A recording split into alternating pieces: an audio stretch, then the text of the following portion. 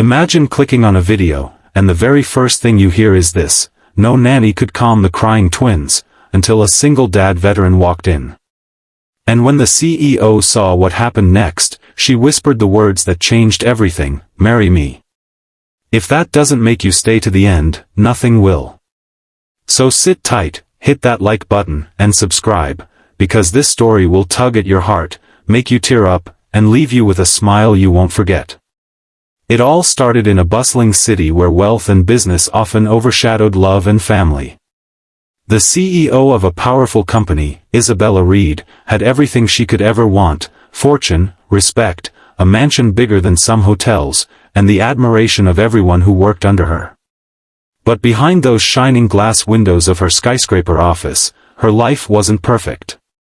She was a single mother of twins, barely 2 years old, and no matter how many nannies she hired, 5, 10, maybe even 15, none could last more than a week. The twins cried endlessly, refusing to be comforted by strangers. Each failed nanny left Isabella more exhausted, more guilty, more hopeless. After all, she could run empires but couldn't calm her own children. One chilly morning, Isabella returned from a late meeting to find her twins in chaos, one screaming from the crib, the other throwing toys across the room. The nanny she had hired just 3 days ago was packing her bags, tears in her eyes. "I'm sorry, Ms. Reed. I can't do this. They don't stop crying. They don't want me." And just like that, she was gone.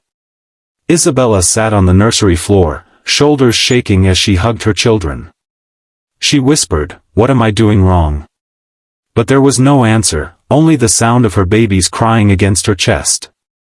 Fate, however, has a strange way of stepping in when we least expect it. The next day, Isabella's HR department scheduled another interview for a nanny position. She walked into the conference room prepared to meet another polished woman in a neat dress. Instead, she saw him. A tall, broad-shouldered man in a simple shirt and worn jeans, his military dog tags glinting faintly under the lights. His name was Daniel Carter, a decorated war veteran, now a single dad himself, raising a 6-year-old daughter. He wasn't what Isabella expected. In fact, her first thought was that he didn't belong here. What could a soldier know about pacifiers, lullabies, and bedtime routines? But she was desperate. She gave him one chance. The moment Daniel stepped into the nursery, something extraordinary happened. The twins, usually restless and crying, turned quiet. He crouched down to their level, his voice steady but gentle. "Hey there, little warriors. You've been fighting hard, huh? But guess what, you don't have to fight alone anymore." It wasn't magic. It was patience, warmth, and strength. He lifted one twin into his arms, hummed softly, and the baby's sobs melted away. The other crawled into his lap, clutching his shirt as if sensing safety for the first time. Isabella stood frozen, her jaw dropping, her heart aching with disbelief. Day by day, Daniel proved he wasn't just good with the twins, he was extraordinary. He cooked simple, healthy meals, taught the babies silly songs, and even fixed a broken toy train that no one else could repair. He wasn't trying to impress Isabella, he was just being himself. His quiet resilience, his devotion, and the way he treated her children with love made something inside Isabella shift. For the first time in years, her house wasn't filled with screams and tension, it was filled with laughter. But it wasn't just the children who were healing.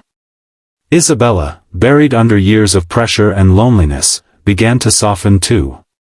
She found herself talking to Daniel late at night after the twins fell asleep. He shared stories of the battlefield, of fear and courage, of losing friends but never losing hope.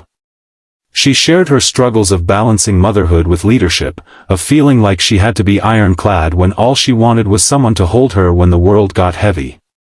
Slowly, the CEO and the soldier discovered they weren't so different after all. Of course, not everything was easy. The board of Isabella's company frowned when rumors spread that their flawless, untouchable CEO was spending time with a nanny. Some whispered it would damage her reputation. Others warned her not to mix business with personal life.